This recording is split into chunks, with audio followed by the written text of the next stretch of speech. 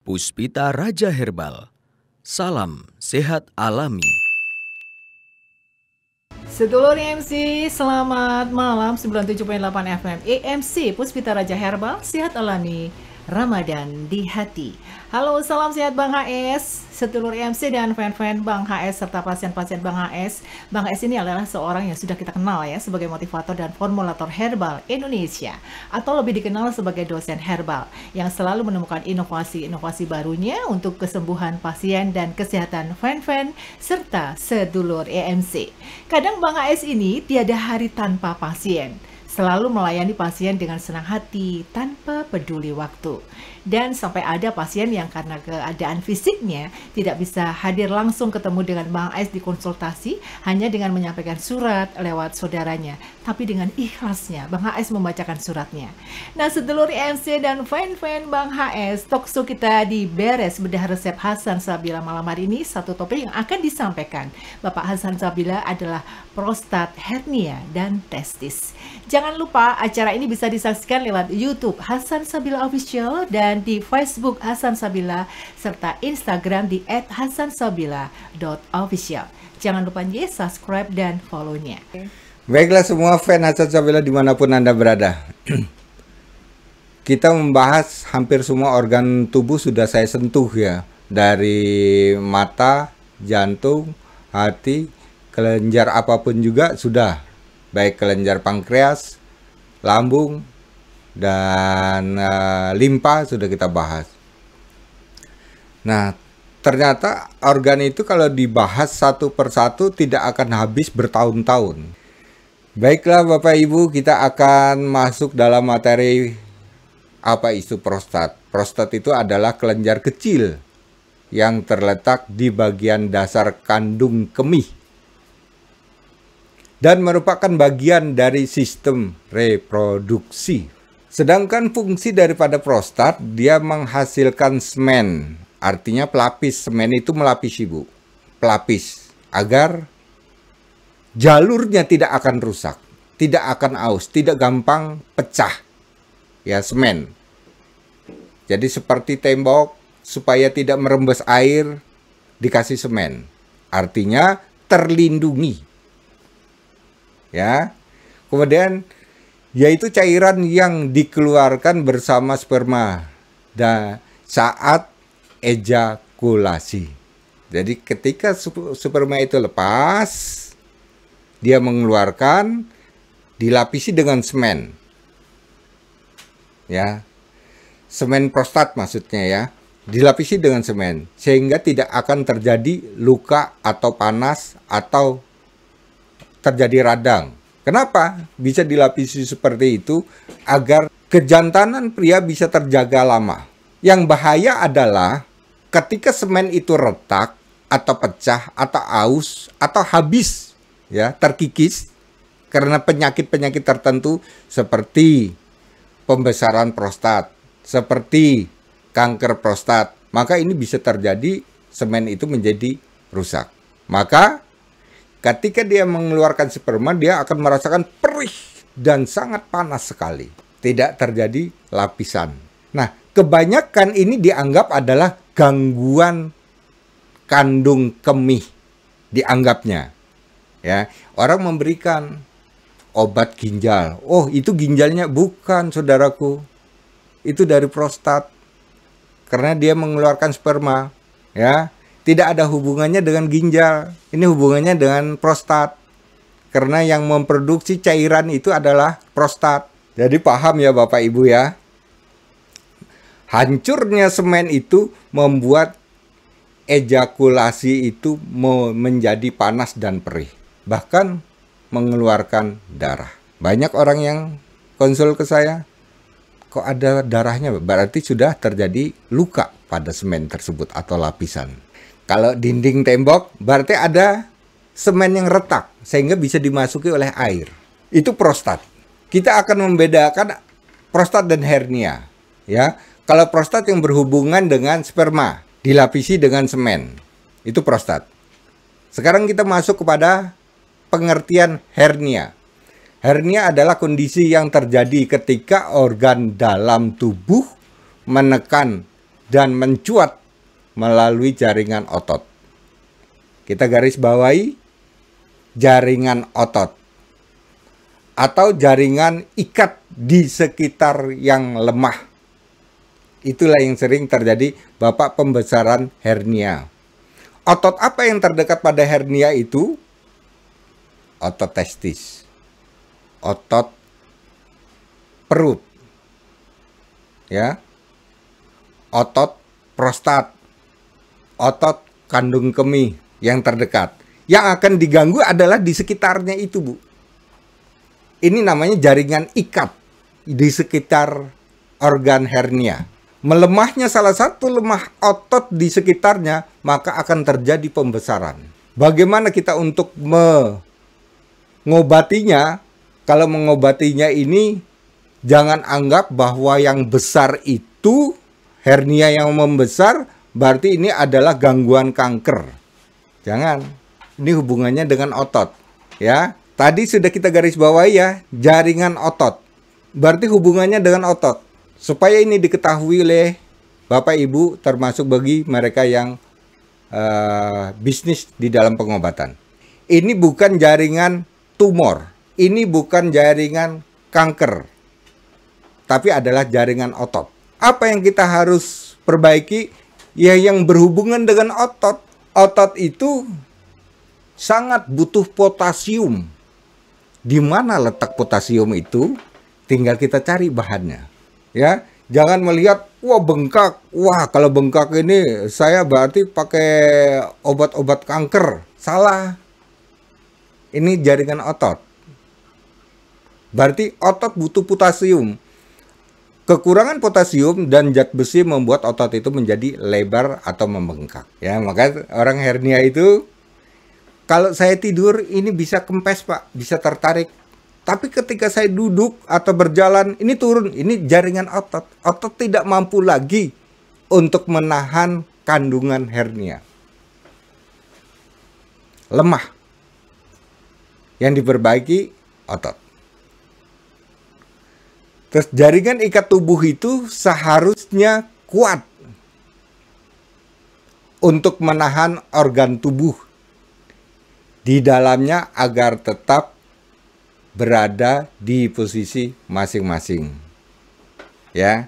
Kenapa bisa lemah? Karena dia kurang potasium. Kenapa bisa lemah? Karena dia kurang protein. Kenapa bisa lemah? Karena dia tidak mempunyai sterol. Lengkap, Bu.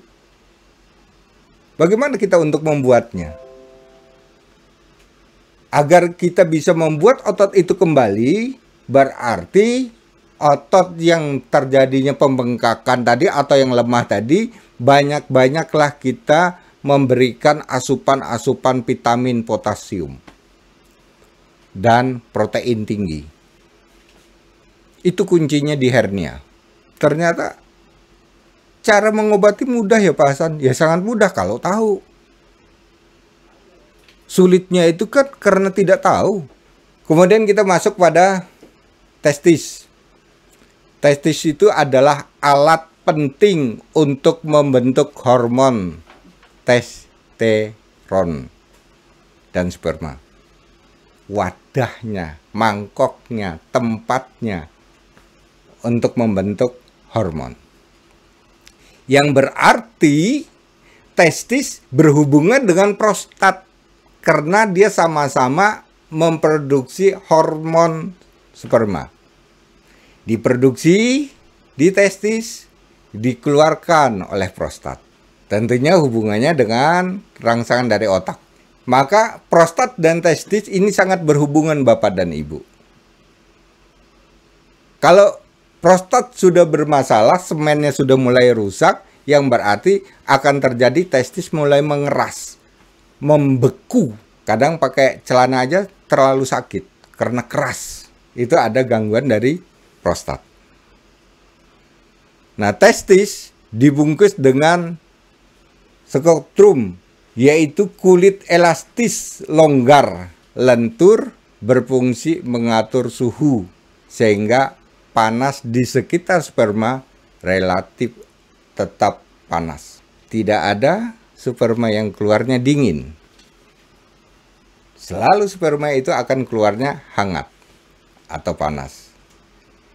Nah, yang bahaya adalah kalau sperma itu keluarnya berserta darah, yang berarti lapisan pada prostat pasti akan pecah atau terganggu.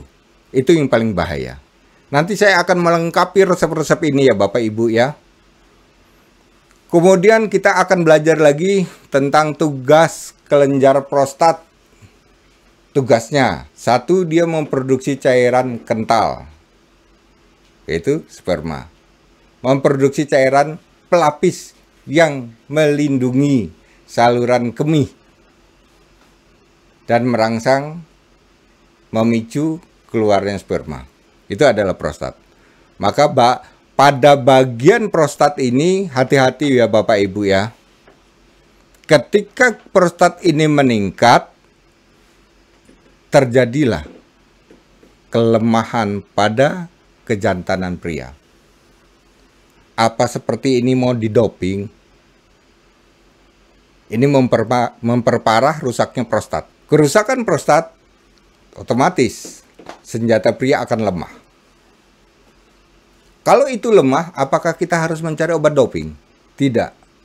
Cara yang keliru. Kita lihat dulu penyebab dari kerusakan prostat. Terjadinya masturbasi. Masturbasi ini banyak dilakukan sejak usia dini. Hati-hati, pada usia tertentu kita akan mengalami hal ini. Kemudian gangguan tulang panggul. Tulang panggul itu di tulang tepi pada bokong. Tulang panggul. Ya. Ada tulang pinggang, ada tulang panggul. Kemudian prostat juga penyebabnya bisa dirusak oleh peminum alkohol. Jadi alkohol yang menyebabkan itu. Sering angkat berat itu mungkin dengan olahraga kita, atau memang kebiasaan kita menjadi kuli, angkat-angkat berat. Ini sering terjadi pada gangguan prostat. Yang kelima yaitu menggunakan obat doping seksual, itu yang saya katakan tadi. Sudah rusak semennya, dipacu dengan doping, maka dia akan lemah selamanya. Yang keenam, kurang asupan serat, kurang buah, kurang sayur. Yang ketujuh, kebiasaan menahan kencing. Ya, menunggu waktu. Wah, nanti ajalah nanggung ini. Sekalian aja nanti istirahat kantor, saya tak ke belakang dulu. Ditahan-tahan dulu, apalagi di dalam perjalanan. Sama, menahan kencing akan bermasalah pada prostat. Kemudian efek daripada kerusakan prostat itu, efeknya ya Bapak Ibu ya. 1. Lemah syahwat. Di depan tadi sudah saya mulai. 2. Kantong testis membesar. Tadi di depan juga sudah saya kasih tahu. Otot yang lemah akan membesar. Ya, kantong testis. Kemudian yang ketiga, otot penyangga testis melebar, bengkak, kadang menakutkan, bengkak. Jadi orang bingung, ini saya harus bagaimana? Kalau dioperasi, tinggi risikonya kalau dioperasi. Karena satu-satunya yang namanya kantong testis ini adalah wadah atau mangkok untuk kesejahteraan keluarga. Hilang itu total. Kita tidak bisa akan melakukan. Otot penyangga testis melebar. Kemudian yang keempat adalah menebalnya lapisan kantong testis. Kalau kantong testis menebal, ini berarti ada kerusakan selain otot, pasti ada kerusakan saraf, ada kerusakan pembuluh darah. Dari mana menebalnya itu? Bisa dari lemak, bisa dari kelebihan kalsium atau protein. Pesan saya, setiap kita melakukan atau mengkonsumsi apapun juga bentuknya yang kita makan, harus dalam ukuran, jangan over. Hobi sate kambing tiap 2 hari sekali. Katanya kalau nggak makan sate kambing nggak bisa tidur. Saya harus makan ini. Lama kelamaan pasti akan terjadi perubahan struktur pada prostat. Macam gangguan prostat, ya. Ada 3 macam gangguan prostat. 1. Pembesaran prostat, saluran kemih menjadi sempit, menyebabkan otot kandung kemih menebal. Lama kelamaan dinding kemih melemah sehingga urin sulit untuk keluar. Ya, prostat ya. Apakah kita berpikir ini kerusakan ginjal? Saya netes, Pak. Nah, itu pun jatuh. Lemah artinya itu. Nah, kelemahan. Ini otot. Sehingga kalau sudah kelemahan seperti ini, urin akan keluar sedikit demi sedikit. Apakah akan kita katakan ini adalah kerusakan pada fungsi ginjal? Inilah yang banyak kita tidak memahami, Bapak dan Ibu. Oh, itu gangguan ginjal, kasih obat ginjal. Sekali nggak sembuh 2 kali, 2 kali tidak sembuh 3 kali, 3 kali nggak sembuh 4 kali, bertahan aja dia di situ. Tidak menganalisa baru. Sehingga sudah habis, katakanlah dia sudah habis biaya di situ sampai 20 juta. Pindah tempat lain. Begitu juga dikira ginjal, 20 juta lagi, pindah lagi, habislah biaya untuk pengobatan. Karena menganalisanya hanya sebatas pada ginjal. Ya, lupa bahwa teorinya ini bisa gangguan dari prostat. Yang kedua, terjadi radang prostat karena bakteri. Bakteri ini kebiasaan yang kita makan tidak bersih, tidak higienis. Itu bisa tumbuh bakteri. Atau makanan, minuman tidak kita tutup. Masuklah kotoran atau debu yang di makanan kita atau di minum kita, kemudian baru kita minum. Lama kelamaan tahun menahun akhirnya tumbuhlah bakteri. Yang ketiga, kanker prostat, pertumbuhan sel abnormal pada prostat. Ini saya katakan tadi, Bu. Prostat itu bisa dirusak karena adanya kanker. Nah, ini yang sulit kadang membedakan. Apakah ini pembesaran prostat ataukah ini dari kanker yang tumbuh di prostat? Apa yang akan kita lakukan? Satu-satunya yang kita lakukan adalah bagaimana kita membuat resep herbal. Baiklah Bapak dan Ibu, kita akan membuat resep herbal, di mana resep herbal ini sangat bermanfaat bagi mereka yang ada gangguan pada lemah pada syahwatnya atau pipisnya terlalu kecil, ya, dan netes. Tulislah Bapak dan Ibu, siapkan kertas dan bolpennya. Yang pertama, ambillah sirih merah 10 lembar, daun kates gerandel dipotong-potong, masukkan juga widoro upas yang sudah dipotong-potong, ambil 5 iris, biji jambe 3 yang dipecah-pecah. Dengan air 5 gelas, sisakan 2 gelas. Ya. Yang berhubungan dengan sulitnya untuk mengeluarkan urin atau pipis tadi, bisa ditambahi dengan kiji beling 5 lembar. Itulah resep yang bisa saya berikan Bapak dan Ibu. Mudah-mudahan ini bisa bermanfaat kepada saudara-saudara saya, yang terutama pada pria yang ada gangguan pada prostat. Terima kasih. Kita akan ketemu di hari Untuk Kamis. obat jadinya? Kalau obat jadinya punya kita, ya kalau yang ini ada di Viris.